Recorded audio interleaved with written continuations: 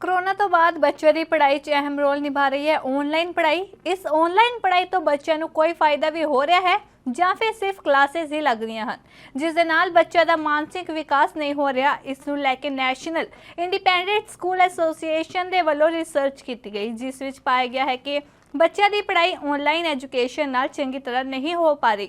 ਇਸ ਰਿਸਰਚ ਵਿੱਚ ਇਹ ਸਾਹਮਣੇ ਆਇਆ ਹੈ ਕਿ 90% ਤੋਂ ਜ਼ਿਆਦਾ ਬੱਚੇ ਆਨਲਾਈਨ ਪੜ੍ਹਾਈ ਤੋਂ ਹਟ ਕੇ ਵਾਪਸ ਸਕੂਲਾਂ ਵਿੱਚ ਪੜ੍ਹਨਾ ਚਾਹੁੰਦੇ ਹਨ। ਇਸ ਨੂੰ ਲੈ ਕੇ ANB ਨਿਊਜ਼ ਦੇ ਨਾਲ ਨੈਸ਼ਨਲ ਇੰਡੀਪੈਂਡੈਂਟ ਸਕੂਲ ਐਸੋਸੀਏਸ਼ਨ ਦੇ ਪ੍ਰਧਾਨ ਕੁਲਭੂਸ਼ਣ ਨਾਲ ਖਾਸ ਗੱਲਬਾਤ ਕੀਤੀ। ਇਸ तहत उन्होंने इस मामले उत्ते की कुछ कहना है और तुहानू सुनाउने आ। ऑनलाइन एजुकेशन कोरोना के बाद से ट्रेंड चल चुका था, ज़रूरत बन चुकी थी, या फिर हम कहें बच्चों की पढ़ाई के लिए एकमात्र सोर्स बन चुका था।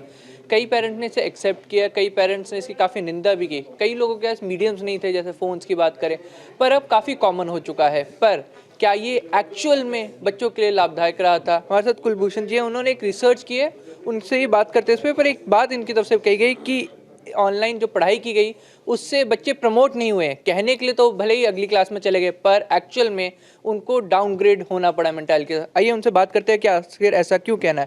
बोलिए आखिर ऐसा क्यों कहा जा रहा है कि मतलब नॉर्मली बच्चा 2 साल कुछ भी पढ़ता है तो प्रमोट ही होता है, पर आपकी सर्च कह रही है कि वो डाउनग्रेड हो गए, ऐसा क्यों?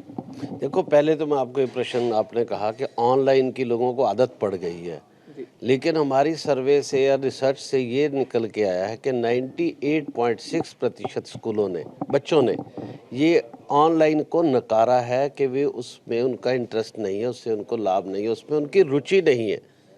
और 43.6% बच्चों ने इससे स्ट्रेस और एग्जाइटी की बात भी निकल कर आई है। और दूसरा जो आपने बात कही कि इससे जो है 2 साल बच्चे पीछे चले गए, तो मैं मधु जी ने इस पे बहुत डीप रिसर्च की है। मैं चाहूँगा कि मेरे वाइस प्रेसिडेंट ही इस आपके प्रश्न का एप्रोप्रिएट जवाब दें कि बच्चे साल रिसर्च में निकल के आए, साल पीछे गए, 2 साल पीछे गए, तो ये पूरा डाटा भी आपको जो है मधुसूदन जी इस पे बताएंगे। जी, क्या एक्चुअल में बच्चों की मेंटालिटी डेवलप हुई है? क्योंकि हम बोलते हैं साल 2 साल चाहे कोई पढ़ाई की हो, मेंटालिटी डेवलप होती है, तो पर उसका उल्ट बताया जा रहा है, ऐसा क्यों?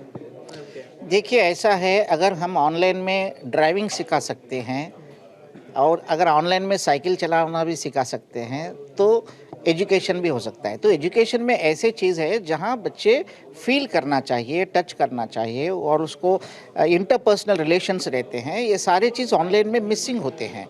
और बच्चों को पीयर ग्रुप लर्निंग बहुत पावरफुल मेथड होता है जो सीखते हैं, एक बच्चे से दूसरे बच्चे सीखते हैं।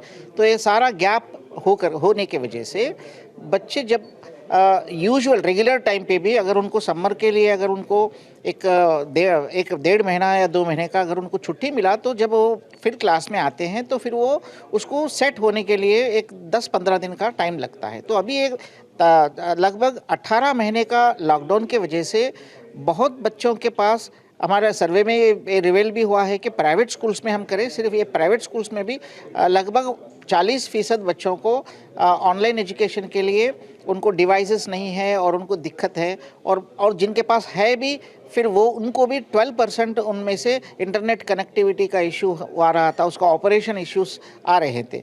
तो इसमें क्या हुआ है, बहुत सारे बच्चे जो है ना अपने जो लेवल है, यानी वो प्रमोट हो गए हैं, पेपर के ऊपर प्रमोट हो गए हैं, लेकिन उनका नॉलेज लेवल अगर हम लोग जांचें तो वो 1 लेवल कम और 2 लेवल कम। तो जैसा कि आपने कुलभूषण जी से सुना कि टाइम पीरियड है हमारे पास, पर एक पॉलिसी लाने की ज़रूरत है, ध्यान देने की ज़रूरत है, क्योंकि अगर नींव ही कच्ची हो जाएगी तो आप उम्मीद कर सकते हैं कि फ्यूचर भी अच्छा नहीं होगा। चंडीगढ़ से कैमरामैन रिजवान के साथ अमित कुमार।